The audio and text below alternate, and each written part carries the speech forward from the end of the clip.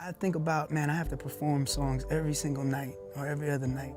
Everyone knows Bruno Mars, the performer, but nobody knew the real Bruno, the kid who performed 1,000 shows before age 10, the teenager who slept in abandoned zoos, the man who lost everything to gambling. At 39, Bruno decided to tell the whole story. Not just about the money he owes, not just about Jessica walking away, but about the childhood trauma that drove him to fame, the addiction that almost killed his career, and the dark family secret he's carried for decades. What he revealed will change everything. Bruno Mars was just 4 years old when most kids were still learning to read. While others played with toys, he was already performing 2 shows a night, 5 days a week. His family had a musical act in Waikiki, and he became their star.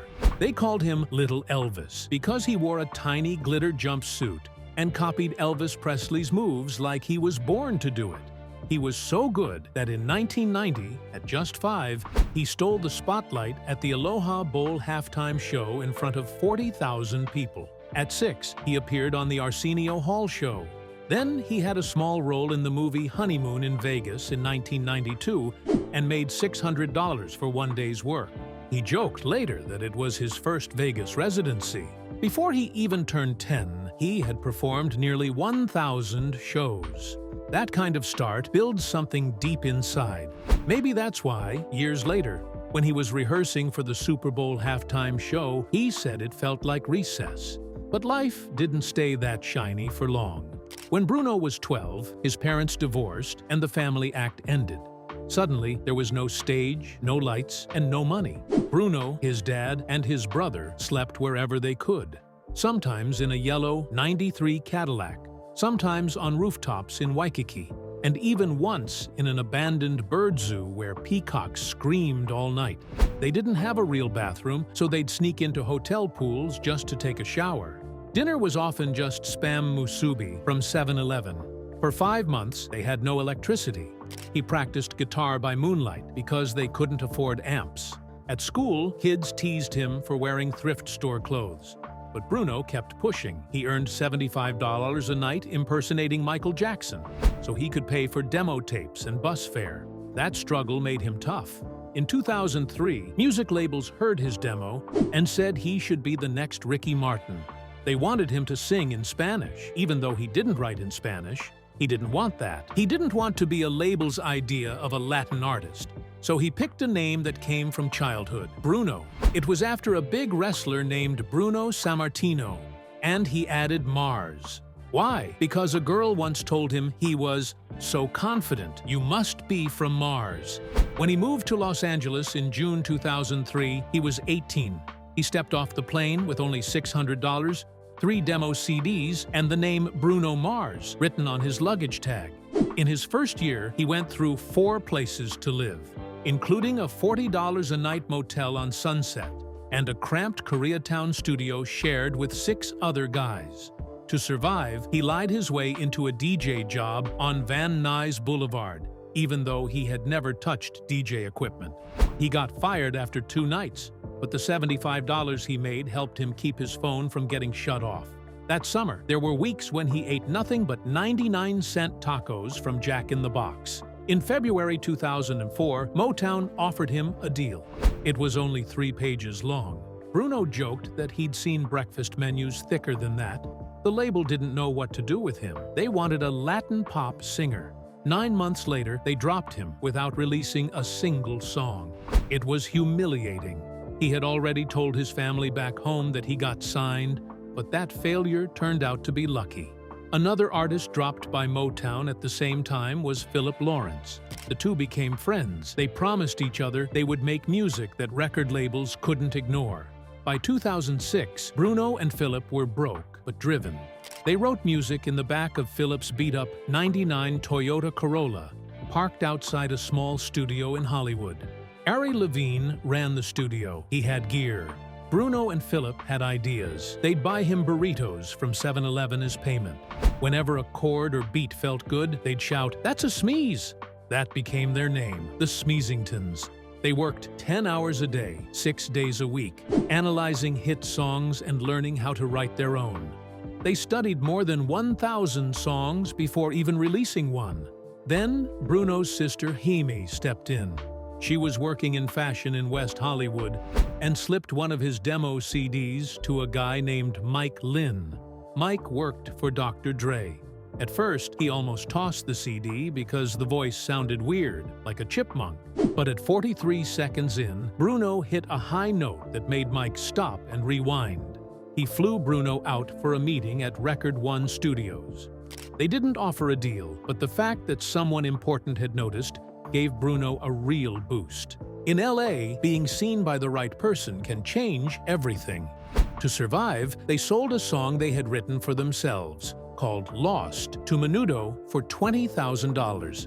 It was just enough to avoid getting kicked out of their place. But their big break came when they wrote the chorus for Flo Rida's Right Round. The song hit #1 and sold 636,000 downloads in its first week. That was a digital record at the time. Then they wrote B.O.B.'s Nothing on You, and it was another hit. By the time Bruno released Just the Way You Are in 2010, songs he helped create had already sold more than 15 million downloads for other people. Bruno Mars didn't explode onto the scene overnight. His solo journey began with a Blink and You Miss It EP called It's Better If You Don't Understand. It dropped on 11th May 2010 with barely any attention. Just 13 minutes long, only 4 songs. And by the end of 2011, it had sold just 27,000 copies in the US. It looked small, forgettable even. But hidden in that short EP were songs that would become the backbone of something much bigger. Just 5 months later, he released Doo-Wops and Hooligans on 4 October 2010. That one hit like a bomb. Made on a budget of $70,000 with no borrowed samples, the album went 7x platinum in the US and crossed 15 million global sales by 2020. In the UK alone, it stayed on the official albums chart for 400 weeks straight. That's nearly 8 years, longer than Abbey Road or even Thriller. Then came the singles. His debut, Just the Way You Are, entered the Billboard Hot 100 on 7th of August 2010 and hit #1 only 8 weeks later. It stayed on the chart for 48 weeks and went 13x platinum. In the US alone, it sold 6.7 million downloads, landing it among the top 25 digital tracks ever. Then came Grenade. It pulled in 559,000 downloads during its peak week. That was the 8th biggest weekly total in music history at the time. It didn't just go to #1 in the US, it topped charts in 15 countries. And it didn't stop there. Between January and March 2011, Grenade hit #1 on Billboard 3 different times, something only 5 other songs have ever done. By March 2011, Bruno had 2 songs that were each certified over 5 million in US sales. The only other artist to do that before him was Lady Gaga. The music industry noticed. The Grammys gave him 7 nominations in his rookie run, including Album and Record of the Year. No male solo debut had earned that since Lauryn Hill. He didn't win the biggest categories, but he did walk away with Best Male Pop Vocal for Just the Way You Are. He was only 25 and the youngest man to win that award since Stevie Wonder in 1974. Soon after, Billboard named him their top Hot 100 artist. The IFPI called him the best-selling global artist of 2011, even beating Adele's late-year surge. But he wasn't done. In October 2012, Locked Out of Heaven came out. It started slow, entering the charts at number 34. Then it climbed. Within 11 weeks, it hit #1 and stayed there for 6 straight weeks, from 22 to December 2012 to 26 to January 2013. That made Bruno the first solo male artist since Bobby Vinton in 1964 to score 4 Hot 100 #1s in his first 2 years. Even Michael Jackson didn't do that. Sales kept pace, too. The track hit 1 million US downloads in just 10 weeks and eventually went 10x platinum. Spotify streams later climbed past 1.8 billion. Critics didn't see it coming. Rolling Stone called it the police revival nobody ordered but everyone needed. That reggae rock beat broke up the EDM monotony that had taken over the charts. In less than 4 minutes, Bruno shifted the entire sound of pop radio. At first, Unorthodox Jukebox wasn't meant to be wild. The label expected a tight, catchy dance album. But Bruno and his team secretly expanded the vision. They stretched the budget and dabbled in 9 different genres, from the disco shimmer of Treasure to the bold, sensual rock of Gorilla, and even reggae with Show Me. The label panicked. One memo warned that radio wouldn't play an album this chaotic. Bruno didn't back down. He even gave up 4% of his future royalties to pay for live horns and vintage gear. The risk worked. Within a year, the album had moved 6 million copies worldwide. Critics were stunned. Spin magazine said it felt like flipping through a jukebox at 3 a.m. Chaotic, but magnetic. And Bruno's genre-blending blueprint would later be copied by artists like Dua Lipa and Harry Styles. The 2014 Grammys brought more fireworks. Unorthodox Jukebox won Best Pop Vocal Album and 2 other awards. Engineers revealed that each song used more than 120 individual audio tracks, the most of any nominee that year, even more than Daft Punk's Random Access Memories. That same night, during his Gorilla performance, someone filed a complaint to the FCC over a 0.6-second shot of Bruno thumping his chest. It was meant to mimic a gorilla. No fine was issued, but it did earn him a spot in the 2015 Guinness World Records for the shortest televised act to trigger an obscenity review. After the Grammys, sales spiked. Unorthodox Jukebox shot up 171% on the Billboard 200. That was one of the biggest Grammy Week boosts since Alanis Morissette in the 90s. Then came Uptown Funk. It started as a jam session on 1st May 2014 in a makeshift studio.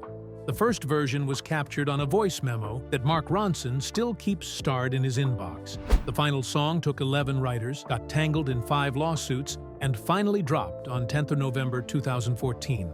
It went straight to #1 and stayed there for 14 weeks, from 17 January to 18th of April 2015. That was the longest #1 streak of the decade, until Old Town Road came along.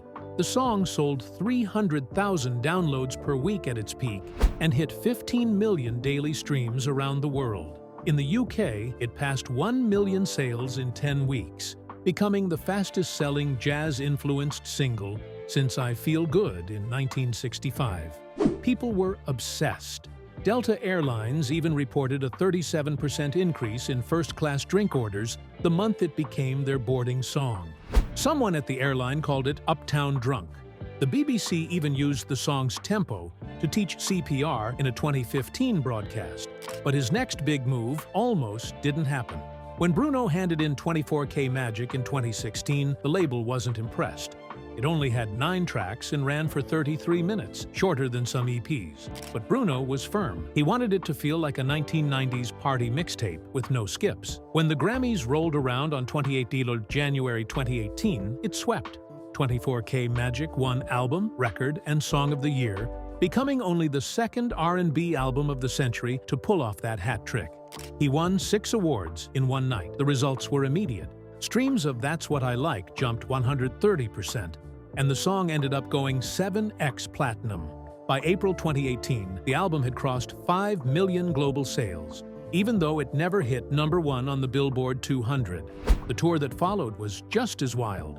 The 24K Magic World Tour started on 28th March 2017 in Antwerp and ended on 30th December 2018 in Honolulu. It included 215 shows on 6 continents. In New Zealand, he broke Beyoncé's record by selling 48,483 tickets in Auckland, 4,100 more than her 2016 stop. By the time the tour ended, it had sold 3.5 million tickets and earned $367.7 million. That placed it among the top 10 highest-grossing tours ever. It even out-earned U2's original Joshua Tree tour and Lady Gaga's Monster Ball. Every song on 24K Magic was crafted with insane attention to detail. The talk box intro of the title track mirrored Computer Love from 1987.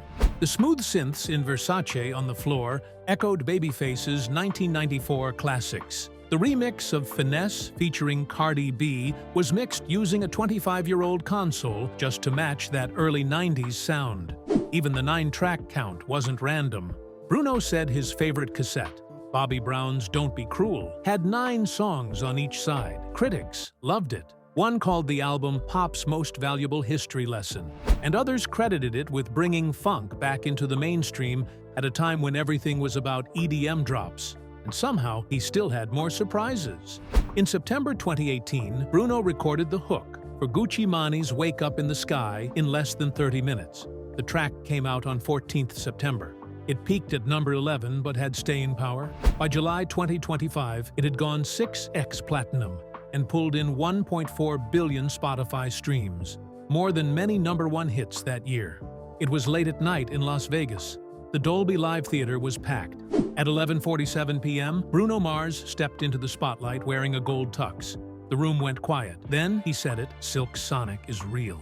Seconds later, the music started. A smooth, vintage ballad filled the room.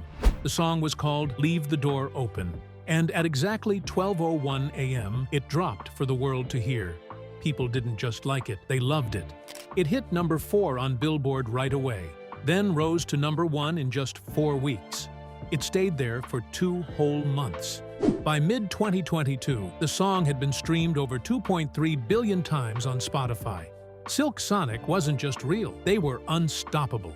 A year later, they walked onto the Grammy stage. Both were dressed in white tuxedos. Behind them stood 18 string players. And sitting like royalty was Bootsy Collins on a velvet throne. When the song ended, the crowd rose to their feet. That night, Leave the Door Open won Record of the Year, Song of the Year, and Best R&B Performance. Their album, An Evening with Silk Sonic, came out in November. It was recorded the old-school way, one room, no fancy software, all analog. It sounded like 1973 in the best way. In the first week alone, it sold over 104,000 vinyl copies. That was the biggest vinyl debut for an R&B act in more than 30 years. Everything was done with care. For one song, Bruno recorded 16 different versions of just the snare drum. Anderson .Paak's final drum solo on 777 happened at 3:07 a.m. After hours of tequila-fueled jamming, just one take, that was all it took. By the end of 2022, Silk Sonic's tour had pulled in nearly $145 million from only 37 shows. That's almost $4 million a night. Some fans paid as much as $6,500 for a single ticket. Not bad for a band chasing a retro sound in a digital age. Then came the surprise. On August 16, 2024, Bruno sent out a message. 8 p.m. PST, bring tissues. No one knew what to expect. Minutes later, Lady Gaga dropped Die with a smile. It was everywhere. In just one day, it broke streaming records with 27.4 million plays. That was more than Adele's Easy on Me. The music video felt like a movie. It was shot on old 16mm film. Everything was black and white. Just 2 voices, 1 chandelier, and flashes of Morse code that fans later translated One Last Dance. The song ruled the charts for 18 straight weeks and went multi-platinum in 32 countries. But it wasn't just popular, it was a money machine. During its biggest week, it earned nearly $1 million a day in publishing. Every second of that song was worth over $11. At the 2025 Grammys, Bruno and Gaga performed it with a gospel choir behind them. When Bruno hit a long, powerful note that lasted more than 11 seconds, people called him a human saxophone. That moment trended number 1 on Twitter, but maybe the wildest part? The final vocal was done in one take. It was 4:12 a.m. Bruno had just smashed a tequila bottle against the studio wall. You can actually hear the glass breaking in the song at 3:18. He left it in. He said it made the song feel real. Then came APT, a song with Rosé from Blackpink. She teased it with a 9-second guitar riff on TikTok. Within 12 hours, 42 million people had watched it. When the full track dropped, it entered the Billboard Hot 100 at number 3, the biggest K-pop female duet debut in history. The video, full of neon lights and flashing colors, hit 100 million YouTube views in just 19 hours. That shattered records. 9 months later, at SoFi Stadium, Rosé was performing when the lights went out. Then Bruno appeared. The stadium exploded. Sound meters showed it was louder than a jet engine as the two sang APT. Together, 1.2 tons of confetti rained down. That same night, Spotify reported a 380% streaming spike for the song. Almost a year after it first came out, it was suddenly back near the top of the charts. People had been wondering what APT even stood for. Finally, Bruno explained it. It meant After Party Tango. He said it was based on a night in Buenos Aires in 2019 when he and Rosé danced until the sun came up. There's a video of it, but it's locked inside Bruno's phone. Only Rihanna, he joked, knows how to open it. By August 2025, the song had been streamed more than 3 billion times, and the duet added 48 million in merch sales to Blackpink's world tour. Bruno's reach across genres just kept growing. But behind all the lights and records, there was something more personal unfolding. In spring 2011, long before the Grammys and tours, Bruno met Jessica Caban at a hotel restaurant in New York. She had just come from a modeling audition. He had just finished a show. They locked eyes. For 40 minutes, he didn't move. Then finally, he walked over. They talked until 2 a.m., long after the chairs were stacked and the lights were off. In less than a year, she left everything and moved across the country to be with him. At first, she slept on an air mattress while he toured the world. But slowly, they built a life. By 2014, they had a home in Studio City and a dog named Geronimo. Bruno never talked much about her. He called her "my rock" once in an interview and moved on. Even the heartbreaking song "When I Was Your Man," he wouldn't say much about it. He said it felt like bleeding on tape. People guessed he wrote it during a rough patch with Jessica. She rarely came to events. In 13 years, only 3 red carpets, then nothing. And in late 2024, fans noticed something strange. Her anniversary posts vanished. A few days later, Bruno flew to Tokyo alone. He was wearing the gold necklace she had given him, but he'd turned it backward to hide her initials. Then came a comment on Jessica's beach photo in January 2025. A fan asked if she and Bruno had split. She replied, "I will always celebrate and be happy for all of his continued achievements." Cheering from afar, just 15 words. But that was enough to light the internet on fire. People started digging. She had spent Christmas with her parents in San Juan. He played New Year's Eve in Vegas. It was their first December apart in over a decade. Sources claimed they were living separate lives. Others said he tried to fix things but extended his Vegas shows instead. But here's the strange part. They never confirmed a breakup. She still follows him on Instagram. He still likes her posts about her fashion line. They still co-own the house. Some say she stays in the guest room when she's in town. Some even claimed she was seen backstage at one of his shows in May, but no photos ever came out. It all started on March 15, 2024. News Nation aired a segment, one that didn't name any sources, but it didn't matter. The claim was wild enough to catch fire. They said Bruno Mars owed around $50 million to MGM Resorts after piling up gambling debt. And to pay it off, he was supposedly working it off through his Park MGM residency shows. Within hours, the internet exploded. Gossip blogs repeated the number without question. Reddit threads ran wild with posts claiming that MGM basically owned him now. Talk shows picked it up too. Shannon Sharpe even told his audience that he heard Bruno once lost $17 million in just one night at a blackjack table. It didn't matter if it was true or not, the image was too perfect. A global pop star singing about gold and riches, secretly trapped by a mountain of casino debt. It was made for viral headlines. In just 2 days, the hashtag #BrunoBroke was everywhere. And the phrase Bruno Mars $50 million debt was suddenly showing up in over 4 million Google results. All of it traced back to a single anonymous claim. That same day, MGM Resorts responded fast. Not with vague PR talk, but with a clear and direct statement. They told Forbes and Billboard that Bruno didn't owe them anything. Their exact words were "no debt." They even said their relationship was based on mutual respect. And they made sure to remind everyone that Bruno was one of the world's best performers. This wasn't just about protecting his image. MGM had bigger reasons. If the public really believed their main headliner was drowning in debt, it could make investors nervous. It might even raise legal concerns. People were already whispering that MGM planted the story just to sell more tickets.